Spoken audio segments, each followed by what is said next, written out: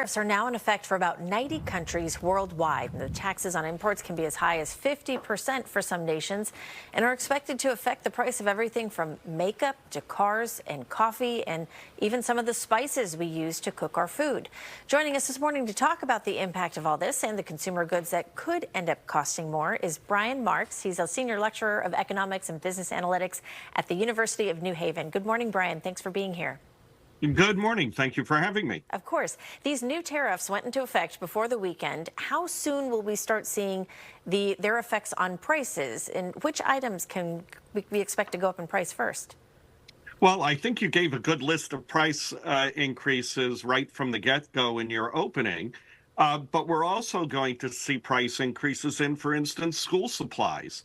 But let's remember, the fact that we have this announcement and things were going into effect August 7th for another group, we've been feeling the impact of tariffs right from the get-go, right from when the Trump administration and the president started to announce things on so-called Liberation Day.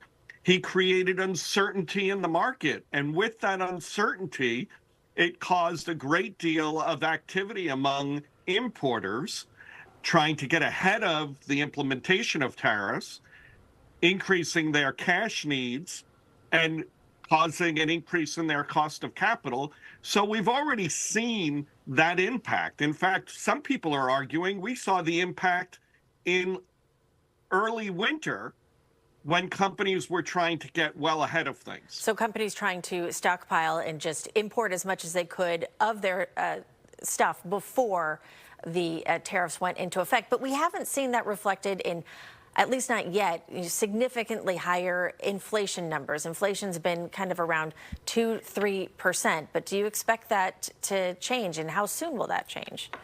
Well, let's also remember, with respect to inflation, as far as the consumer prices and the personal consumption expenditures, our natural rate and the target for the Fed is 2%.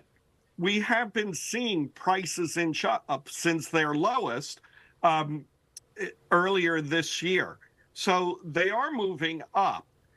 We can expect further increases in connection with this. The other thing is, part of the argument that could be made with respect to price increases is that companies have been absorbing some of those import costs. And an example could be Ford Motor Company. Ford Motor Company made it clear it was squeezing some of its margins. Other companies were doing the same.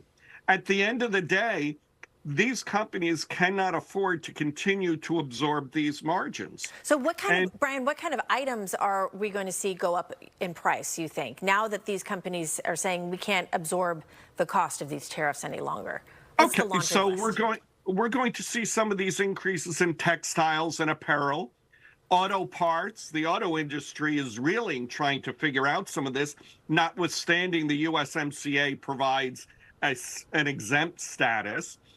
Steel, aluminum, copper, agricultural products, particularly products that we don't produce heavily here in the United States. Agricultural products like coffee. I mean, I'm thinking of if there's a 50% tariff on Brazil, I think 2/3 of all the coffee we import here comes from Brazil. You know, it's interesting. I would also suggest cocoa as well. I'm not a coffee drinker, so I tend not to focus on coffee. I tend to focus on chocolate. But yes, we're going to see those price increases. And what that has to do with is the consumers, the businesses that are in importing, are bearing the burden. We call that in economics the incidence of the tax. Okay. There's a legal obligation, and then there's an incidence. To the extent consumers can substitute products produced in the United States, for instance, we can look at furniture and certain chemicals and say, yes, we can buy here and use that substitution effect, we're going to do so at a higher price.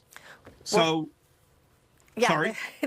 there's a lot to talk about. We'll have to have you back on again, Brian, just to get into some of the details, more details about this. But for now, we have to wrap it up there. Thank you for your insight, Brian Marks, economics professor at University of New Haven. Appreciate your time. Thank you for having me. There was a lot to juggle. Yeah, there's a lot to discuss there.